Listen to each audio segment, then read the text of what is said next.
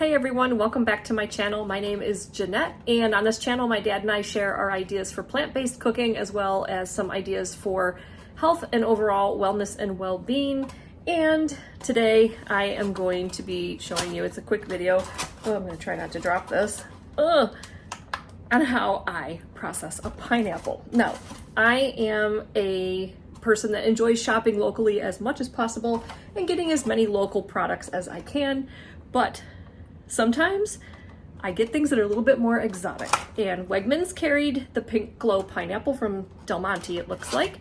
These are grown in Costa Rica, nowhere close to where I live, but sometimes I like to try some new things, and I had one of these last week and it was fabulous. So I am going to show you how I cut up a fresh pineapple.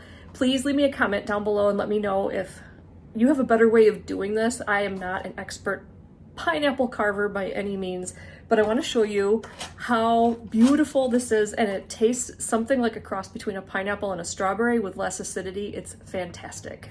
I can tell when a pineapple is ripe because it has turned a lovely golden color, and these actually come with no crown on them. I read because they take the crown off and replant them to grow a new pineapple tree.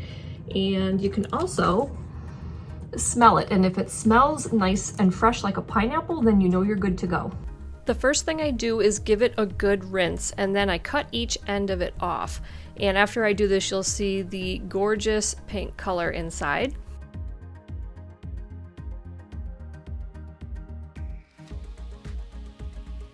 Then I turn it up on one of its ends upright, and then I start to trim off that thick skin very carefully with the knife.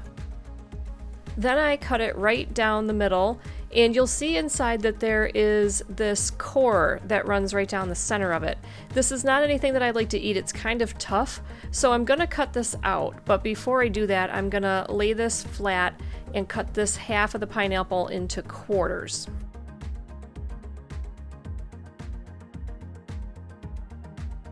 Then I stand this piece upright and I cut the core out as best I can, and I'll just run my finger along the pineapple to make sure that I've removed as much as I can. The core almost feels a little bit like woody or rough, so I just double check. Then I flip this over and cut this piece in half, and then I cut it into individual pieces. And then this is where I will trim off any of that tough outer skin that I missed when I cut it off the first time, so then I end up with really nice pieces of pineapple. So I cut up the pineapple, I put half in a container in the fridge so I can eat this over the next few days.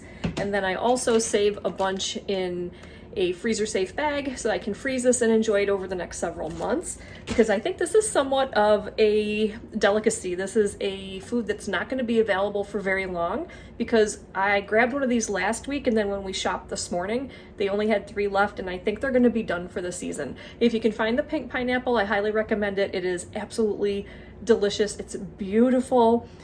It's less acidic than a regular pineapple, I think, and like I said, the taste to me is somewhere between a pineapple and a strawberry.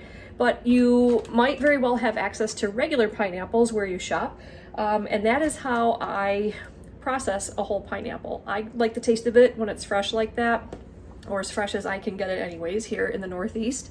But if you have a better way, more efficient way, safer way maybe of processing a whole pineapple, please leave a comment down below. But I just wanted to show you guys this very special treat that I discovered, and I hope you enjoyed this video, and I will see you guys in the next one.